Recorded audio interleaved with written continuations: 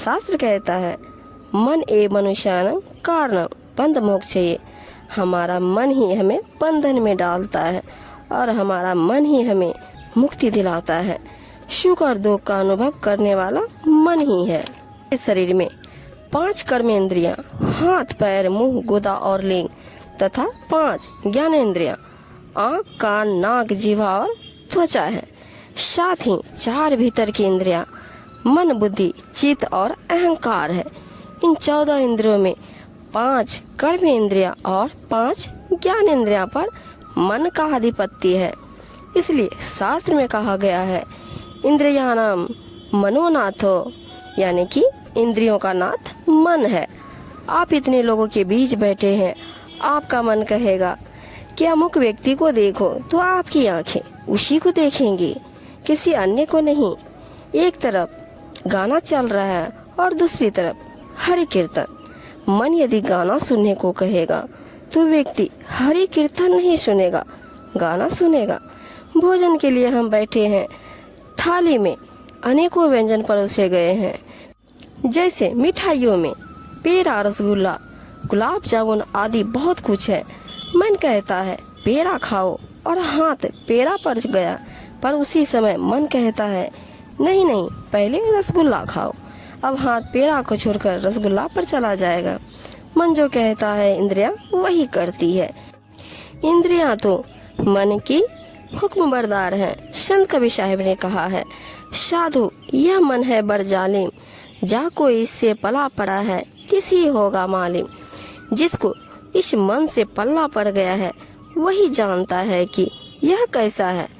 पल्ला कैसे पड़ता है? जब लोग आंखें बंद कर ध्यान में बैठते हैं, शरीर तो आसन पर बैठा रहता है, सैर करता है, पर मन हाट बाजार में घूमता है, शहर की सैर करता है, सिनेमा देखने जाता है, न जाने क्या क्या करता है। बैठते हैं जप करने पर गप करने लग जाते हैं, घड़ी देखते हैं तब समझते हैं कि सब समय व्यर्थ में बीत गया। बैठे थे पूजा करने और विषय का पूजा भागते रह गए। जो इस मन पर विश्वास करता है वह पागल है। संत कबीर साहिब जी कहते हैं, मन के मते न चालिए, मन के मते अनेक, जो मन पर अश्वार है सो साधु कोई एक। मन जैसा कहता है यदि वैसा करोगे तो पागल बन जाओगे। यह मन तुमसे क्या क्या करवाएगा ठिकाना नहीं। इसलिए मन पर नियंत्रण करना चाहिए। बाजीगर का वानरा यह मन ऐसा जान, जीत ले तो खेल है नातर गाहक जान। आपने देखा होगा मदारी बंदर को छड़ी लेकर घुमाता है। संत जन कहते हैं कि यह मन बाजीगर का बंदर है। बाजीगर बंदर का तमाशा दिखलाता है, उससे जो पैसे मिलते हैं उससे अपने भी खाता है और बंदर को भी खिलाता है। जब तक बंदर नाच दिखाता है तब तक जरूर पैसे मिलेंगे, पर यदि बंदर नाच दिखाना छोड़कर किसी की साड़ी खींचे, किसी की धोती खींचे, किसी को काटने लग जाए, किसी को नोचने लग जाए, तब तो बाजीगर और बंदर दोनों के सिर पर लाठी पड़ेगी। मन भी बाजीगर के बंदर के समान है। यदि आपने इसे जीत लिया तो खेल है, मजा है, अन्यथा वह जान का ग्राहक बन जाएगा। जीवन में यह मन इतना महत्वपूर्ण तथा प्रभावशाली है कि मन के कठोर तप से ही लोग गोरखनाथ जैसे योगी बन जाते हैं।